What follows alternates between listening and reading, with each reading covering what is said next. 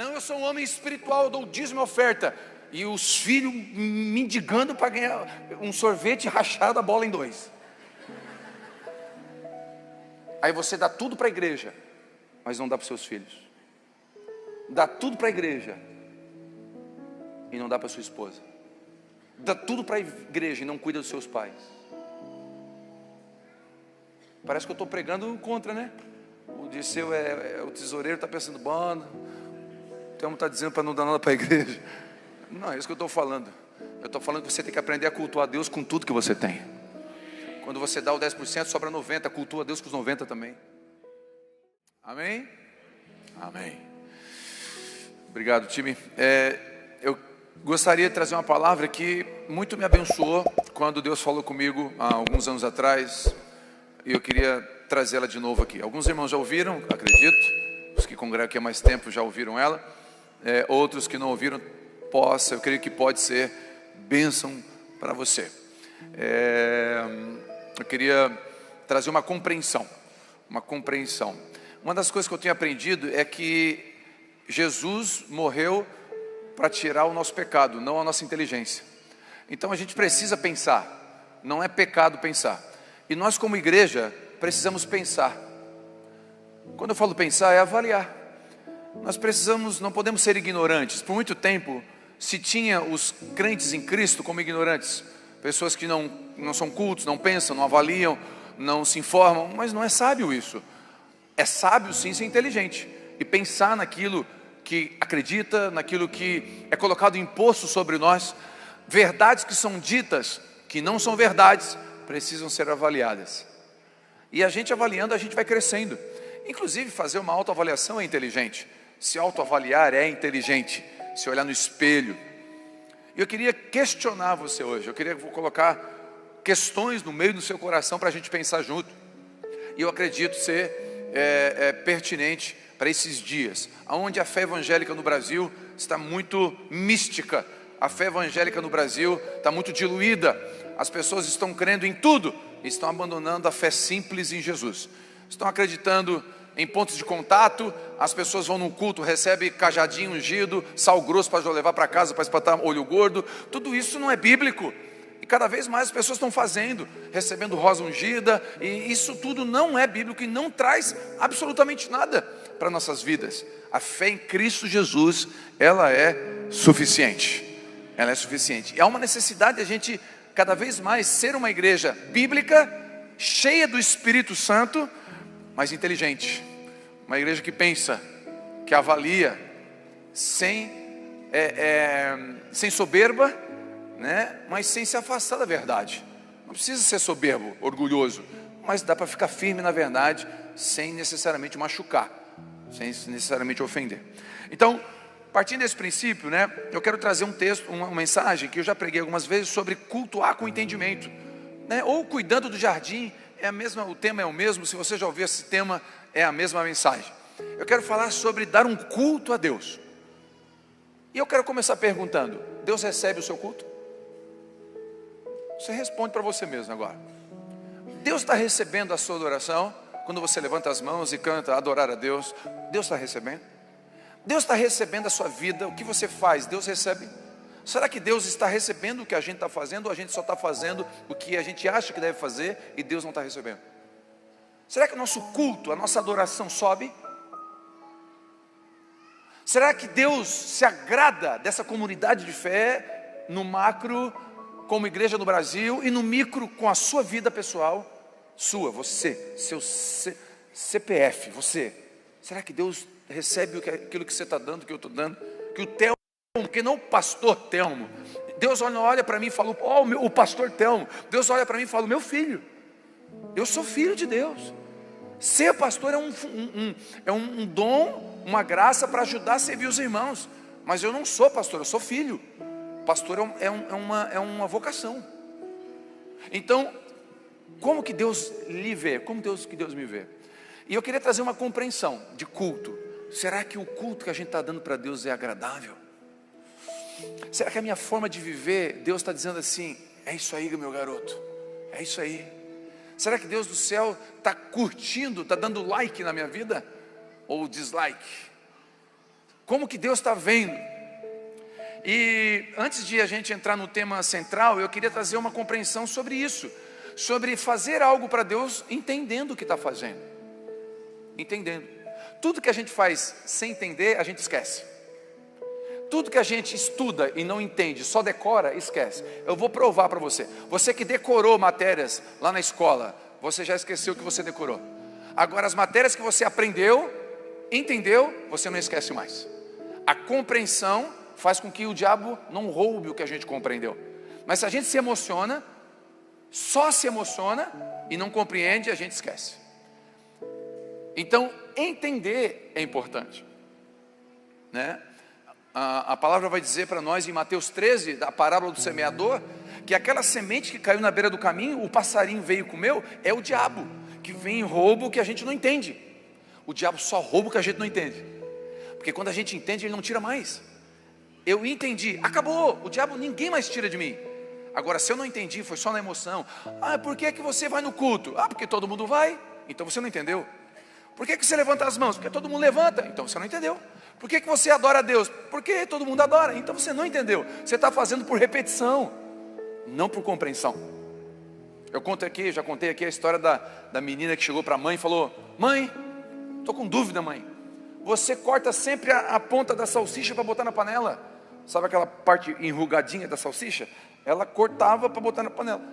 Aí a mãe falou: não, eu faço porque a avó faz. Aí foi lá na avó: ô vó, por que a senhora corta a ponta da salsicha para botar na panela?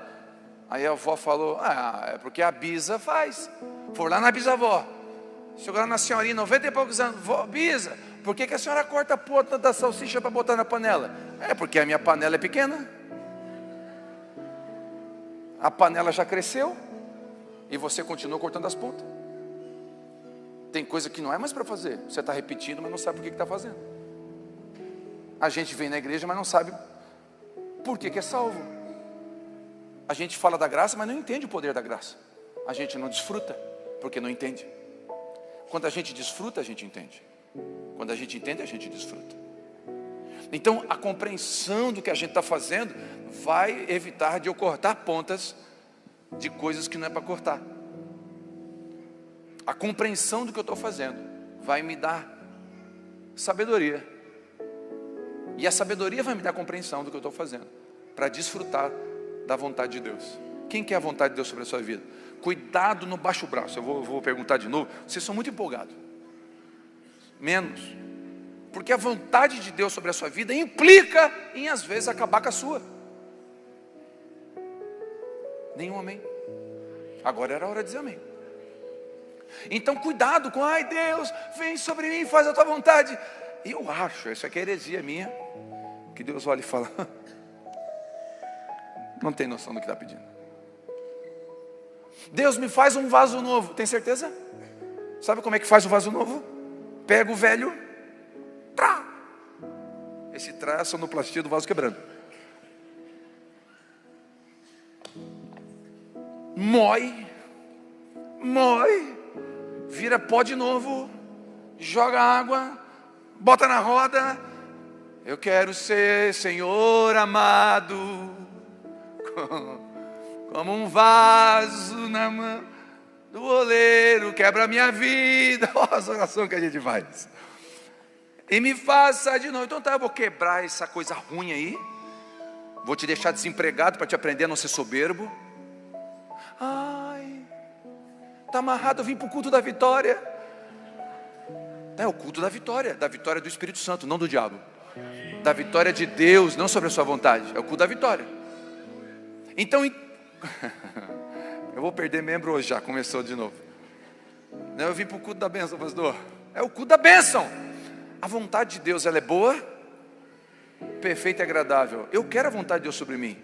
Só que a vontade de Deus, por vezes, vai passar pelo luto. E eu não quero passar pelo luto. A vontade de Deus, por vezes, vai passar pela dor da traição. E eu não quero passar por isso. A vontade de Deus, por vezes, vai passar pela dor da frustração, a dor da falência, a dor do não. Porque sim é bom de ouvir, não é ruim de ouvir. Todo mundo gosta de ouvir sim. Poucos gostam de ouvir não. Mas o que educa não é o sim. O que educa é o não. Você não é uma criança que se alegra com o braço quebrado. A Bela quebrou o braço. A Isabela quebrou o braço, acredite. Ela quebrou o braço. Está feliz da vida. Botou um gesso. O sonho dela era botar um gesso. Para as pessoas escreverem no gesso dela. Oh meu Deus, eu falei, ela saiu assim lá da ortopedia, assim, aleluia, Deus é bom, quebrei o braço. E as pessoas lá mancando, esperando, olhando assim, essa criança está com problema. Não, você não é criança não estou dizendo que você vai se alegrar com a dor, não é isso, mas você vai se alegrar porque Deus está no comando. E às vezes um braço quebrado te bota de molho, é tudo que você precisa, ficar de molho, porque Deus já mandou você descansar e você não descansa. Aí Deus vai fazer você descansar. Aleluia. Deus, aleluia. Eu quero descansar. Descansa. Então essa compreensão é importante. Estamos juntos até aqui? Quero ler Romanos capítulo 12, versículo 1, por favor. Abra sua Bíblia. Você que está online, abra sua Bíblia também. Romanos 12, 1.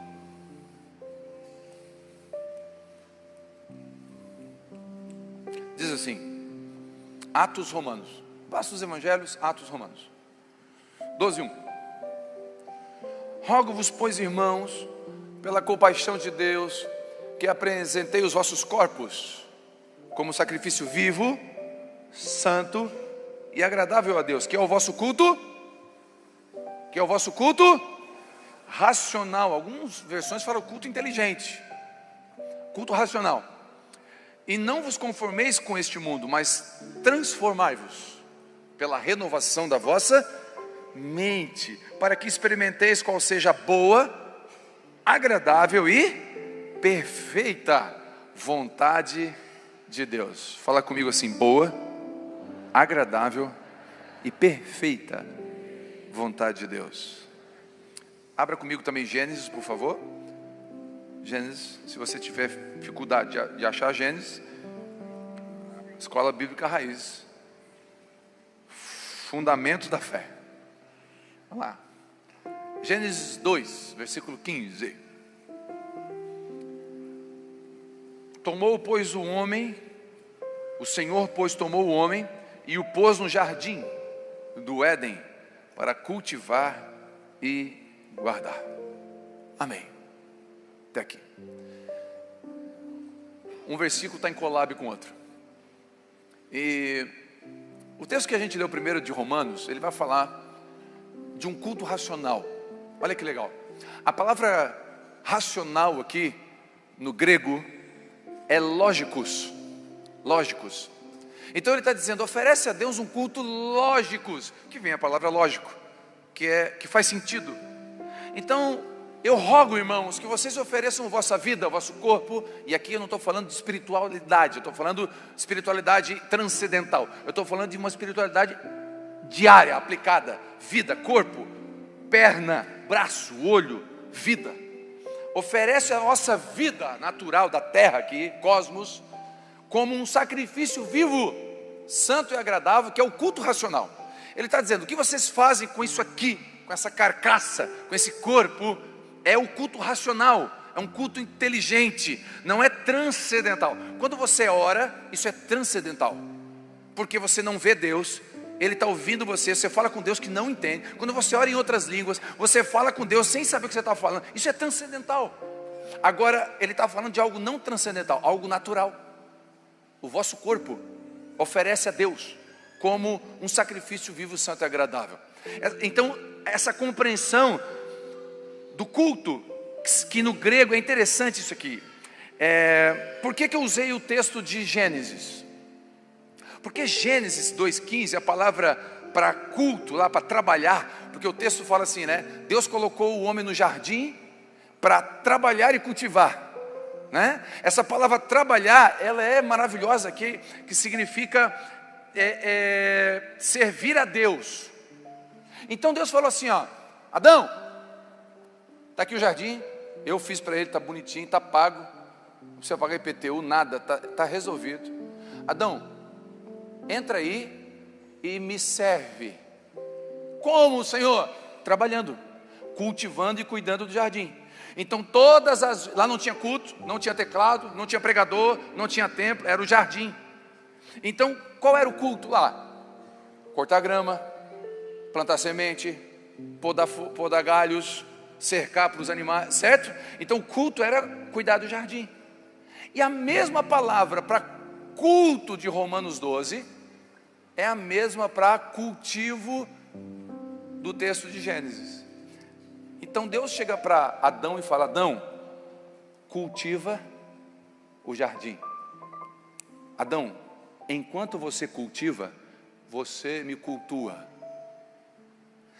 De onde vem a palavra cultura? Culto, que gera cultivo, que gera cultura. O que é uma cultura? É quando você cultua alguma coisa e cultiva esse culto. Você gera uma cultura. Por que no Brasil tem a cultura do jeitinho brasileiro? Porque há um culto ao ganho fácil e um cultivo dessa prática, e vira uma cultura. E é difícil de mexer na cultura. Você vai morar nos Estados Unidos, morar em outro lugar, você está com a mente do jeitinho brasileiro, porque gerou uma cultura, impregnou em você. Então olha que interessante, Deus está dizendo lá no Éden: Adão, eu quero que você vire uma cultura. Qual cultura, Senhor? De adoração.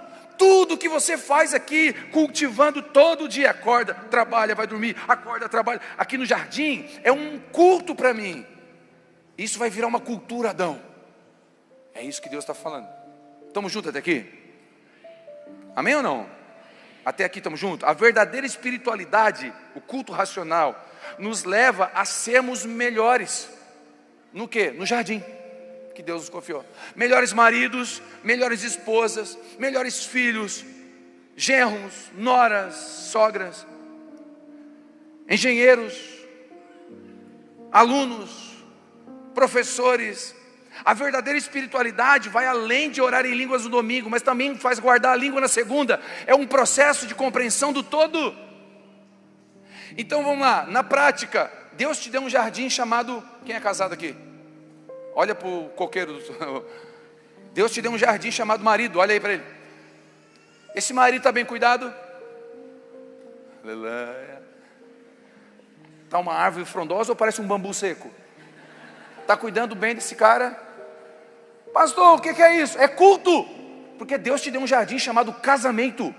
Ou foi o diabo que te deu? Pastor, estou duvidando hoje em dia. Quem acredita que foi Deus que deu o casamento? Quem acredita nisso? Então, se Deus te deu o casamento, pergunto: Adão, que foi, Senhor? Cuida, é o jardim que eu te dei. Porque enquanto você cuida do casamento, você me cultua. E enquanto você me cultua, você gera uma cultura. Que cultura? A cultura do reino de Deus. Porque o que governa a sua vida não é a cultura da direita nem da esquerda, é a cultura do alto. O que governa a sua vida não é a cultura americana nem do Brasil, é a cultura do alto. O que nos governa é a cultura do céu. O que governa a minha casa não é o que um político pensa, ou o que uma nação pensa. O que governa a minha casa é o que o Espírito Santo diz. É o que o céu pensa. Quem aqui, marido é casado, tem a esposa está aí, olha bem, olha para a esposa, vê se ela está virada numa flor bonita. Um espinheiro. Como é que ela está? Tem folha, tem flor ou ela secou? Ela está feliz ou depressiva? Como é que ela está? Você é o jardineiro. Deus te colocou nesse jardim. E aí não adianta eu ter uma espiritualidade que vem aqui no templo, na estrutura física, levantar as mãos e eu te adoro, Jesus. Mas se em casa não cuida do jardim chamado esposa. Obrigado pelo amém. Teve um aleluia aqui. Obrigado pelo aleluia, irmão. Corajoso você dizer aleluia agora nesse culto.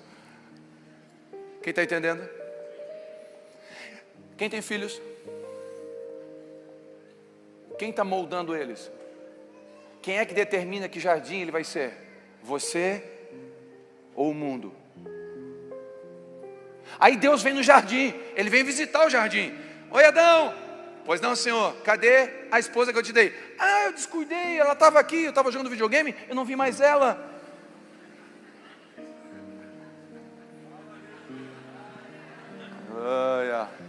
Bateu, hein? Sentiu. Tino, sentiu? Sentiu. Sentiu, Tino Marcos. Eu tinha filhos. Cadê os filhos que eu te dei? Eu vim aqui te visitar, Adão.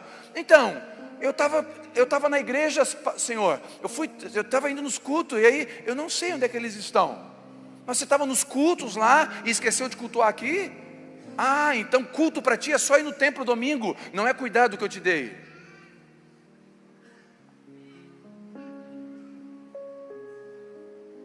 E aí nós vamos ter um índice de 65% a 70% dos presos do Brasil, filho de crente desviado, que cultuaram aqui, mas não cultuaram lá. Quem está entendendo o que o senhor está falando com a gente? Essa compreensão do culto. E aí eu dou para Deus o que? O que resta. Ou dou para Deus o que eu acho que Ele quer. Aí o que eu acho que Ele quer? Eu acho que Ele quer que eu esteja no templo todo dia. Por que a papai não tem culto todo domingo? Todo dia? Nós não temos culto todo dia, exatamente para você cuidar dos outros jardins. Exatamente para você ter tempo com a sua casa. Exatamente para você ser um bom empreendedor, vou estudar e fazer outras coisas que também são para Deus. Quem aqui tem uma empresa ou um emprego? Quem deu esse emprego? Foi o Satanás?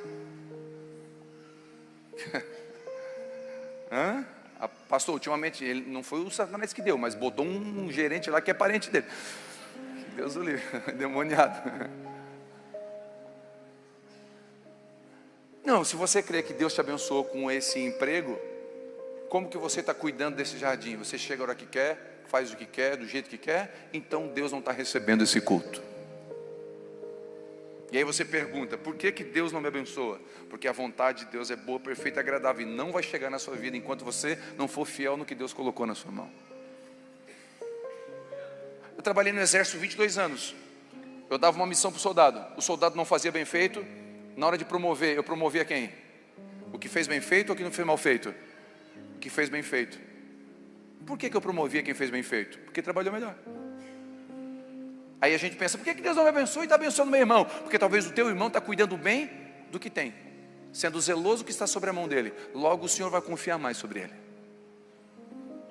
Porque Deus dá mais para quem cuida mais. Lembra da parábola dos talentos? O que tinha mais recebeu daquele que guardou. Parece até injusto. Deus pegou o que tinha uma e guardou e botou para o que tinha 10. Não faz sentido. Por que não dá para o que tinha 5? Não, porque o que tinha 10 foi mais diligente. É a diligência. Culto. E aí, desculpa meus irmãos, me perdoa, mas a igreja evangélica do Brasil não entende, na sua maioria, a importância de ser crente lá fora, de ser cristão, de adorar a Deus em tudo que a gente faz. Aí o pessoal fala, ai pastor, eu tenho uma empresa, eu queria prestar um serviço para a igreja. Irmãos, diante de Deus, tudo que a gente faz aqui na Abapai é com orçamentos, 3 a 4 orçamentos, tudo, para trazer lisura e otimização do recurso. 3 orçamentos, amém? Gestão, amém ou não? Amém, mas não, eu não faço só orçamento com crente. Infelizmente, a maioria dos serviços dos crentes não é bom. Ah, mas eu sou crente, eu dou o dízimo de volta. Não quero, eu quero o serviço bem feito. Você não. Você, uma hipótese bem remota, bem longe, lá em outro planeta. Você infartou. Você chega no hospital, tem 2 portas de cirurgia. Uma com crente, dando glória a Deus, aleluia. Ele te recebe com a paz do Senhor na porta. Pai do Senhor, tu ouve lá dentro o hino de vitória tocando. 500 graus de furo. Tá. Crente do manto, meu irmão. Na outra porta, um ateu. 2 médicos, você tem que escolher o médico. Qual que você escolhe? É do manto, pastor. Porque o do manto... Ah é? Então tá bom. Vou dar uns dados importantes antes de você entrar na sala. O crente, de cada 10 cirurgias, 9 morre. O ateu, de cada 10 cirurgias, 1 morre. Qual sala você entra? Eu vou dizer o que eu faço. Eu chego nas 2 e falo, Pai do Senhor, tchau. Por que eu vou na sala do que faz melhor? Porque aquele ali, ateu, está cuidando bem do que Deus deu para ele. Está fazendo bem feito. Por que nós cristãos, muitos de nós não prosperamos? Porque não cuidamos do jardim que Deus deu para nós. Por que Deus nos segura? Porque a gente não compreendeu a importância de cuidar bem do que Deus deu para a gente. O que Deus confiou é um culto. A compreensão do culto é fundamental. Gênesis, não precisa abrir, Gênesis 2:5 diz: nenhuma planta, nem grãos havia brotado da terra, pois o Senhor Deus ainda não tinha mandado chuva para regar a terra e não havia quem cultivasse. Guarde isso aqui, presta atenção. Nenhum grão, nenhuma planta brotou da terra. Por quê? 2 motivos. Deus não mandou água. Eu sem água não tem vida. Mas por que Deus não mandou água? Porque não tinha ninguém para cultivar. Deus não vai desperdiçar água se não tiver quem cultive. Deus quer derramar água na minha e na sua vida, mas enquanto a gente não cultivar o que Deus está dando, não vai vir água. Deus manda a chuva da bênção, não vem a chuva da bênção enquanto não tiver com a enxada na mão, disposto a cultivar. Deus me dá filhos, mas você não cuida nem da sua esposa.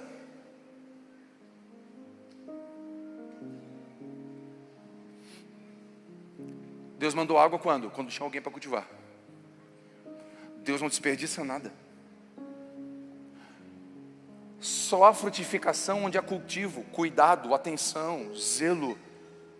Cultivar exige tempo. Cultivar exige tempo, exige recurso e processo. Meu irmão, uma amizade, por exemplo, ela tem que ser cultivada.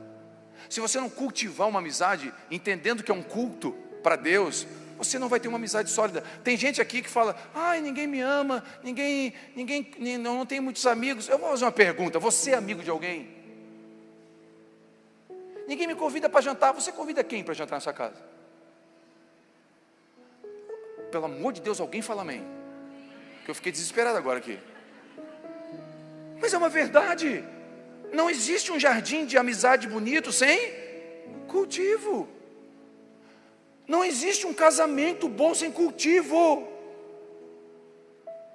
E entender isso é fundamental, porque você vai entender que é espiritual. Então vamos lá, o que é mais espiritual? Jantar com a esposa ou vir para o culto domingo? Eu sei que a resposta pronta na nossa cabeça evangélica é vir no culto. Mas você já está entendendo nessa manhã, durante a palavra, que os dois são importantes. Quem está entendendo? Tão importante quanto vir aqui no culto e levantar as mãos e adorar a Deus e dar o dízimo, é levar a esposa no shopping e dar o cartão para ela.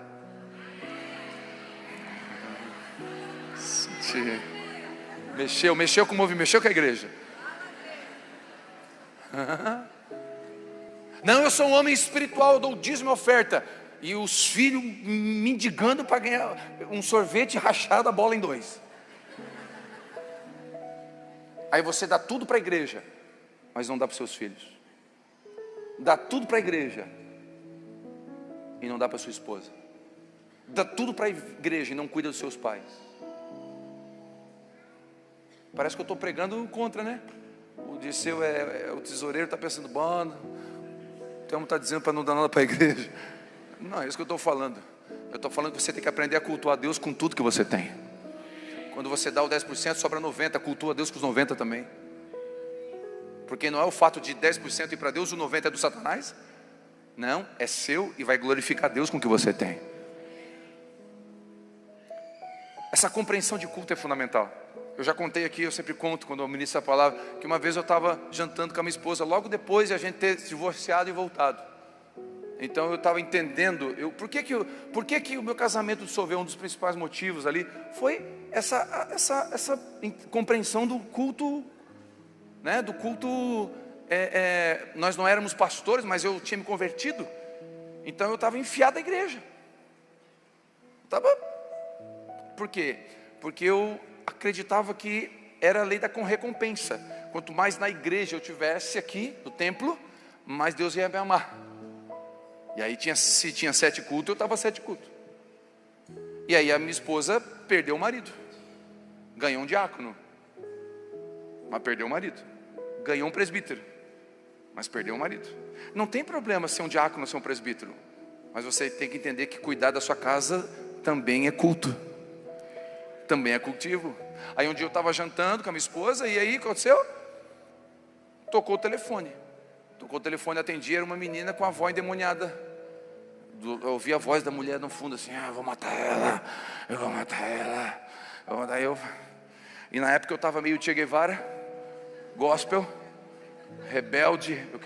Eu queria um demônio. Porque eu expulsei uns demônios lá no Treviso. Não quer dizer que tem demônio no Treviso. Não foi do Treviso que eu mandei os demônios.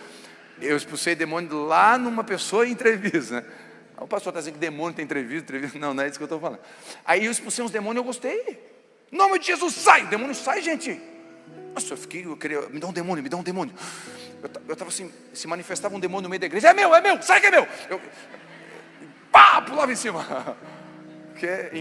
Porque quando se manifesta um demônio no meio do culto, a gente vê quem é e quem não é. Quem tem autoridade, quem não tem, meu irmão. Quem não tem autoridade, sai dele, não entre em mim, sai dele, não entre em mim, sai dele. Sangue de Jesus tem poder, sangue de Jesus tem poder. Dá uma crise. E eu comecei a expulsar demônio. Eu queria, tudo era um demônio na época. Eu estava assim, tipo, dos Vingadores, era o Hulk.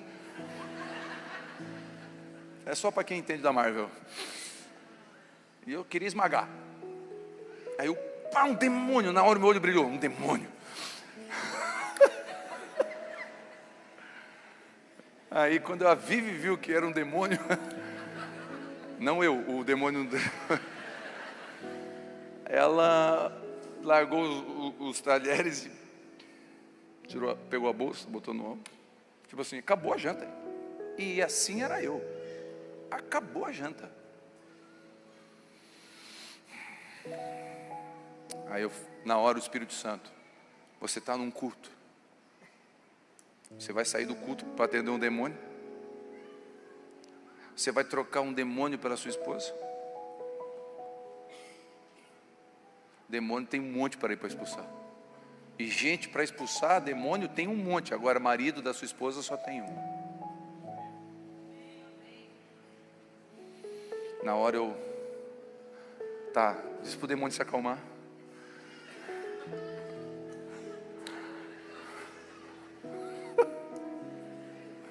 Demônio se acalmar. Que está indo alguém aí. Aí eu liguei para um diácono, bem forte, porque se não sai na oração, sai no soco. Não, é verdade, sabia? Pastor, não é pastor. Pastor, ele sabe, tem demônio que não é demônio, é alma. Não é demônio, não, é carmônio. Mistura de carne com demônio, assim, um negócio estranho. Quer chamar atenção. Tem gente que só quer chamar atenção, é manifesto. O pastor Zezinho conta um testemunho que tinha uma irmã na igreja que manifestava sempre em cima de um diácono bonito lá. Aí chamava todo mundo para frente, ela vinha. Aí ela ficava olhando quando o diácono ia passar na frente. Quando o diácono passava na frente ou atrás, ela manifestava em cima do diácono. É sempre em cima do mesmo diácono. Um bonitão que tinha lá. Aí um dia o pastor chamou o diácono e falou aqui, quando ela for manifestar, sai fora e deixa cair. Ela pulava assim nos braços, ele segurava, né, para expulsar o demônio depois. Aí ele largou, ela puf no chão. Aí o pastor Zezinho foi lá e falou que esse demônio aqui, ele só sai com água quente. Diante de Deus, bota uma chaleira de água ferver, que eu vou expulsar esse demônio com água quente. Tem que jogar água quente nele. Na hora que ele falou jogar água quente, o que aconteceu comigo? Demônio com medo de água quente.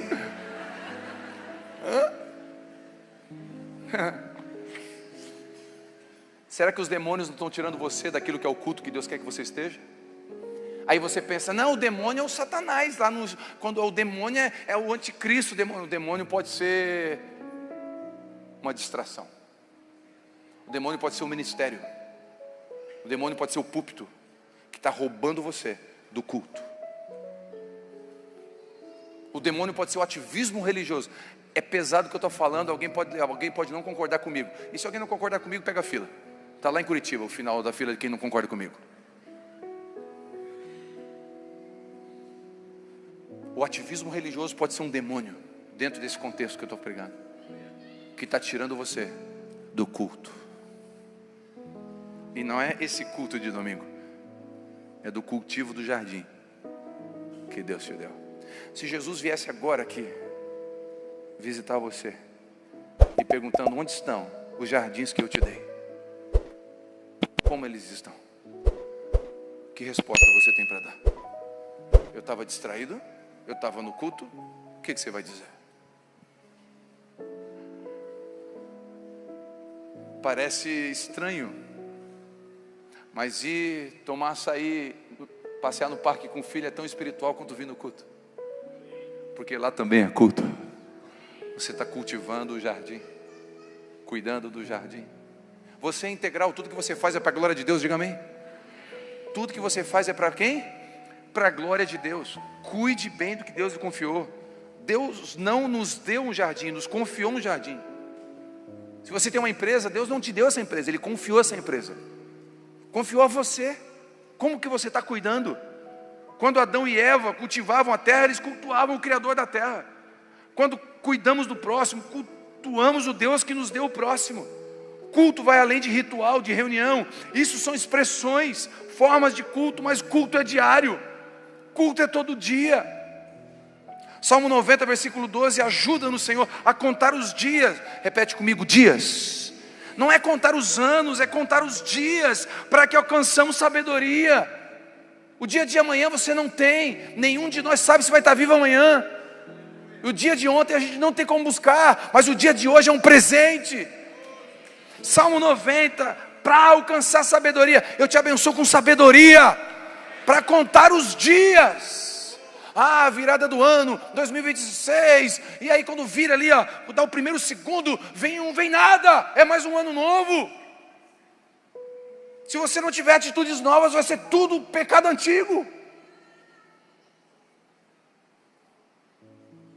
Por isso que aqui eu respeito quem faz, por favor, quem tem igrejas que tem isso, mas eu não faço o ano da colheita, o ano do milagre, o ano do aceleramento, o ano sei lá do que, o ano do extraordinário. Para mim todo ano é o ano aceitável do Senhor, e eu quero viver um dia após o outro. E não adianta eu ficar profetizando um ano não sei do que, se eu não tiver postura. É o ano fit, mas você come igual você vem de pedreiro. Aí esse ano vai ser fit. Deus o livre, tem 6 potes de Nutella escondido lá no... Não adianta declarar o ano, não declarar, né? Escuta, tem uma doutrina no Brasil que ela não é bíblica. Da confissão positiva, ela não é bíblica. O que é confissão positiva? É você dizer que com a boca você cria coisas, você não cria nada. Quem cria é Deus. Você pode usar a boca para abençoar pessoas, está tudo bem. Usa a boca para abençoar a pessoa, mas você não é confissão positiva, é abençoar pessoas com a boca. Você não cria nada, quem cria é Deus. Posso ouvir um amém ou não? Ele é criador.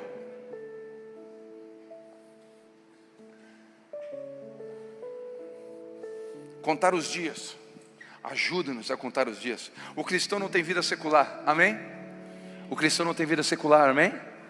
Cultuamos o Senhor quando cantamos com os irmãos no domingo à noite, mas quando limpamos a casa ou batemos o cartão na segunda pela manhã.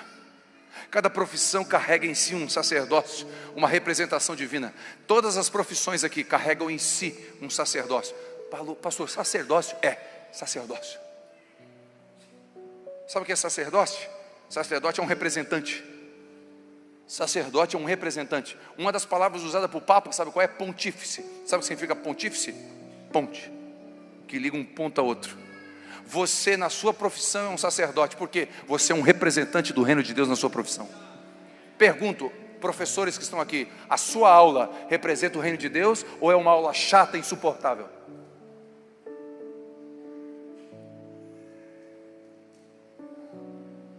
Engenheiros que estão aqui, a sua ponte vai cair ou vai ficar firme?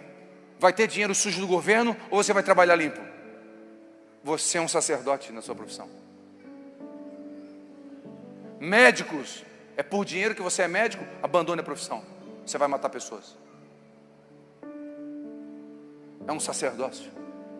Quando eu entendo que eu faço tudo para a glória de Deus, é tudo para a glória de Deus.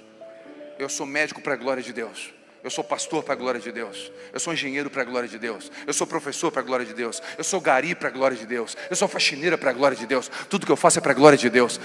1 Coríntios vai dizer: quer comais, quer bebais, façais tudo. Tudo no hebraico, no aramaico, no tupi-guarani, em língua que você quiser. Tudo é tudo. Façais tudo para a glória de Deus. Pergunto: tudo que você tem é para a glória de Deus? Se eu for hoje na sua casa, como é que está o jardim? O jardim mesmo, de verdade. A grama. Tem índio lá dentro? Como é que está? Sua esposa está pedindo para cortar grama e você está ali enrolando. Ah, mas ô pastor, eu não gosto de cortar grama. Então paga. Mas eu não tenho dinheiro, então corta. Mas cortar cansa.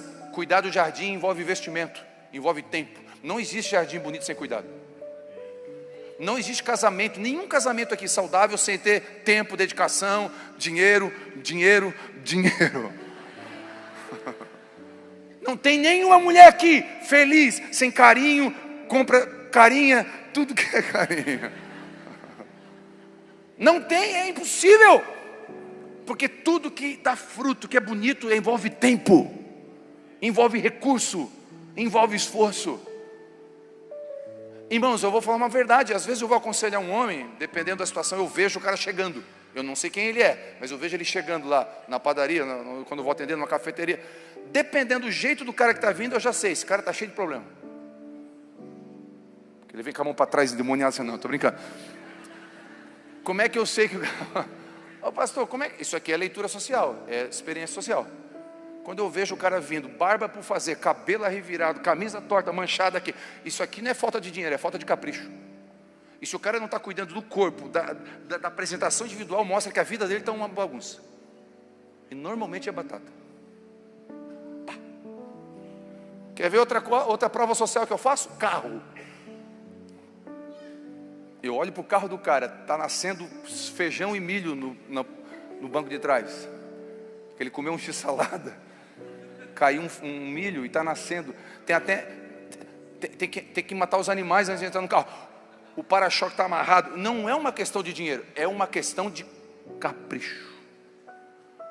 E aí normalmente esse cara está com a vida bagunçada, enrolada, suja, num fio. Porque aquele que entendeu que tem que ser fiel no pouco, e entendeu que tudo que a gente faz é para a glória de Deus, ele vai ser fiel no pouco. Ele tem um Fusca, está velhinho, mas está limpo, está brilhando, está cuidado. Irmãos, eu estou falando de coisa diária, simples, mas faz toda a diferença. Uma mulher colocou na pia da cozinha dela 3 cultos por dia, aqui. Ah, que compreensão, cara. Que coisa maravilhosa. Eu não sei você, mas eu sou um cara que a minha cabeça funciona mais do que o corpo. É um turbilhão. Para mim a dificuldade de dormir não é o corpo, é aqui, ó. Eu deito. Projeto. Dinheiro de seu. Nossa, e coisa, e livro e. Nossa, eu fico pilhado. Minha cabeça gira aqui, ela fica o tempo todo. A maior guerra é aqui. Porque fisicamente até nem consigo acompanhar tudo que eu penso. Mas por que eu falei isso? Não sei, eu ia falar outra coisa. Me ajuda. Não, mente acelerada antes, mas antes eu disse isso por causa de alguma coisa. Essa parte está filmando? Tá, né? Hã? Pia da cozinha. Obrigado, a pia da cozinha. Ela botou 3 cultos aqui, na pia da cozinha. Ela entendeu que aquele lugar. E aí, como eu sou a mente pilhada, às vezes eu saio com a minha filha, eu não fico ali. Eu estou ali, mas eu não estou ali. Quem está entendendo? Eu estou com a minha filha, no dia pai e filha, mas a minha mente não está no dia pai e filha. A minha mente está onde? Um monte de coisa. E ela fala assim: pai, olha aqui, e tá, vamos por ali, e tipo assim, passando o dia pai e filha, porque eu entendi que tem que ter o dia pai e filha, mas eu não estou ali, então eu não estou cultuando como eu deveria, e aí eu não usufruo daquele momento, eu passo por ele. Agora, que coisa linda, eu estou aqui inteiro. Uma das coisas mais ruins de uma conversa é você estar conversando com alguém olhando o celular. É, não é? Sabe o que significa isso? Eu não respeito você. Você não é importante para mim. A pessoa que fica no celular conversando com você, ela está dizendo, não é importante o assunto. Eu não me interesso com o que tu está dizendo. Não é culto. E me perdoe. Graças a Deus essa igreja é muito madura nisso. Mas imagine eu estar pregando e você no celular respondendo o WhatsApp. Mostra que o culto e a palavra não tem importância para você. E aí o culto não, você não está cultuando a Deus de verdade. Agora que coisa maravilhosa. E eu vou dizer, sem exagero, mais de 50%. Eu tenho aqui 1.200 mensagens para mais. Dessas, 500 no mínimo, Deus me deu enquanto eu cortava grama no jardim da minha casa. E eu dizia, Deus, eu vou cuidar desse jardim, porque se o Senhor visitar a minha casa, o Senhor vai ver o jardim bem bonito. E ali, enquanto eu cortava grama, Deus falava comigo. Agora eu faço uma pergunta para você pensar. Jesus vai jantar hoje na sua casa. 19 horas, Jesus disse, Jesus, não do The Chosen, Jesus mesmo. Jesus vai jantar na sua casa. Ele falou, Jesus vai vir jantar na sua casa. Pergunto, você vai botar copo descartável? Sim ou não? Você vai fazer qualquer comida? De qualquer jeito? Você talvez tenha ovo, feijão e arroz, mas vai fazer o melhor ovo e feijão com arroz da sua vida. Por que você não faz isso para o seu esposo e para os seus filhos?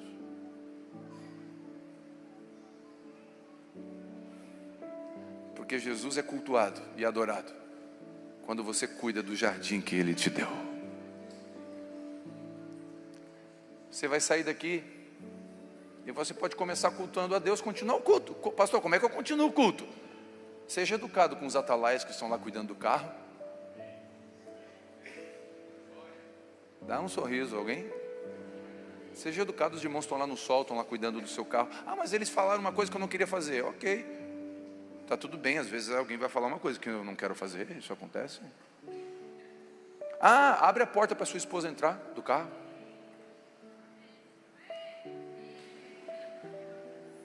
Mas só mulher dando amém, né? Por favor, abre a porta da sua esposa para entrar no carro. Não, eu quero voz masculina. Abre a porta da sua esposa para entrar no carro. Esse amém foi obrigado ou foi falso ou foi verdadeiro? Não sei, né? Não sei. Ó, eu quero que você, agora nós vamos ser juiz um do outro aqui agora. Na hora que todo mundo sair, olha para o lado se o cara não vai abrir. Se não abrir, tu falou, oh, toma vergonha, fala para ele. Todo mundo se cuidando. Cuidando da vida dos outros. O pastor mandou. O pastor mandou cuidar da vida dos outros.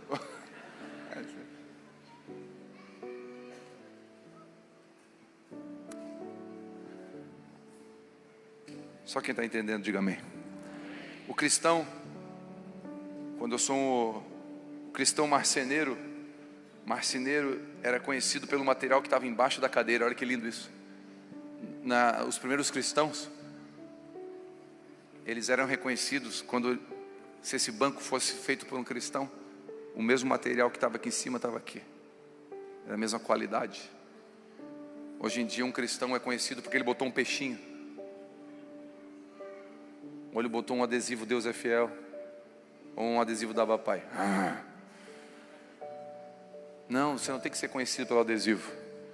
Você tem que ser conhecido pela qualidade do que você faz. Os relógios mais caros e melhores do mundo são suíços.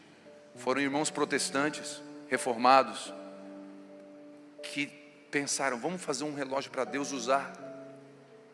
Imagina fazer um relógio para Deus usar. Que coisa linda. Agora imagina todos nós saímos daqui pensando, tudo que eu vou fazer é como se fosse para Deus. Você vai cuidar da sua esposa como se Deus estivesse do lado o tempo inteiro dizendo, cuida da minha filha. Você vai cuidar do seu marido assim, dos seus filhos assim, do seu trabalho assim, da sua empresa assim, do seu carro assim, do seu jardim assim. Imagina, você vai chegar em casa e arrumar aquela gaveta para a glória de Deus. Ah, pastor, é tão pequeno isso. Mas eu amo isso. O pequeno é grande diante de Deus, quando feito para a glória de Deus. Eu prefiro o pequeno com compreensão do que o grande só com emoção. É melhor estar numa casa com irmãos entendendo do que num estádio sem compreensão. É melhor sair daqui chateado consigo mesmo e com o pastor do que feliz com uma mentira que não edificou você. É melhor. E a minha oração é que eu seja sacudido pelo Evangelho, porque o Evangelho tem muito de conforto, amém? Quem crê que o Evangelho tem muito de conforto? Mas tem muito mais de confronto. E vai nos confrontar para ver se o nosso culto é no cotidiano da fé. Arrumar a cama, lavar a louça, cortar a grama, orar pelos inimigos, ler a Bíblia, servir na escola, no silêncio, no pequeno, nós somos transformados de glória em glória. Quando honro os meus pais, estou cultuando a Deus que me deu uma família. Quando limpo a igreja, ministro a palavra, cuido dos carros, cuido das crianças, não importa, eu cultuo a Deus que me deu a igreja para servir. 1 Coríntios 10:31, quer comais, quer bebais, façais tudo para a glória de Deus. Importante não é se eu sou ministro do Evangelho ou engenheiro, se eu trabalho em tempo integral na igreja ou como auxiliar de escritório, não importa se estou pregando na sinagoga ou advogando, profetizando ao rei, construindo um barco, atendendo no consultório ou mesmo limpando uma rua. O importante é que eu faça tudo isso de uma forma que as pessoas olhem e deem glórias a Deus. O resultado, a consequência de andar cultuando a Deus com tudo que faço e tudo que eu tenho, é experimentar a boa e perfeita e agradável vontade. Quando cultuamos a Deus com entendimento, andamos debaixo de obediência e não nos modelamos aos padrões desse mundo. Entramos em rota, em colisão com o favor de Deus e experimentamos a vontade em nós. Não fica admirando o jardim dos outros. Plante, regue, cuide. Não existe jardim bonito sem cuidado. Não existe casamento sem adubação, plantio. Não existe profissão bem-sucedida sem diligência, trabalho, esforço. Não existe ministério eficaz e frutífero sem obediência, renúncia e dedicação. A igreja está aí, nos nossos dias, cultivando jardins. Ela vai ser ouvida e observada quando a gente pregar menos e viver mais. Os funcionários da sua empresa vão vir na igreja quando você parar de pregar para eles, de convidar para vir na igreja e começar a respeitar as regras da empresa, a começar a fazer bem feito o que você faz. As pessoas vão ver Jesus em você. Quando você for bom no que você faz, as pessoas vão ver Jesus em você. Se você murmura, você é mais um, só mais um, medíocre, no meio de uma sociedade medíocre, que perdeu os valores. Mas se você glorifica a Deus num dia difícil, você é diferente. Se você agradece, você é diferente. Eu tenho testemunho de um irmão aqui em Cristo que já faleceu, que ele trabalhava na mina. Ele era crente, numa época que ser crente não era moda, era difícil. E ele pegou a marmita dele para comer. Quando ele foi comer, tinha carvão. Os amigos tiraram a comida, jogaram fora e deixaram carvão e ficaram de longe observando. Esse irmão pegou a marmita com carvão, fechou, agradeceu a Deus e voltou a trabalhar. Não brigou com ninguém, não chamou ninguém. Naquele dia 2 homens se converteram. Os amigos dele chamaram ele e falaram: cara, por que tu não brigou com a gente? Porque o meu Deus mandou orar por vocês. Aquela oração que ele fez foi: Deus, perdoa quem fez isso, e obrigado pelo alimento que tinha aqui. Todo mundo faz igual. Você não é todo mundo. Você é filho de Deus. Você faz igual ao seu pai. você faz igual Jesus faria. Em seu lugar, o que faria Jesus? Essa é a pergunta que a gente encerra essa manhã. Amém? Fica de pé.